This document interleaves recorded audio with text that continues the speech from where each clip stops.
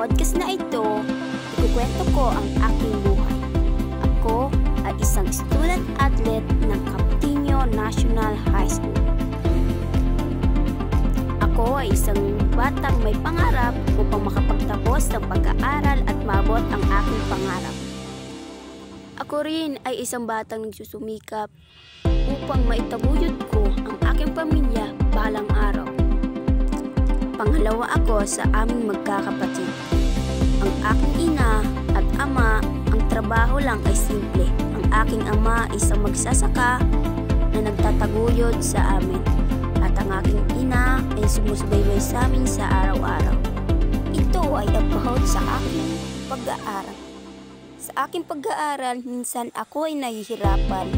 Kinakaya ko at kinikimkim ko ito upang itaguyod ko ang sarili ko upang makapagtapos ng aking pag-aaral. Para sa aking pagsasanay sa eskwela bilang gaganap na atleta, kahit nahihirapan ako, kinakaya ko upang masungkit ko ang gintong medalya para sa paaralan ko. Ito ang totoong kwentong buhay ko at ako ay isang mag-aaral ng Captinio National High School. Sa podcast na ito, ay kinuwento ko ang buhay ko at parang tuwang ito.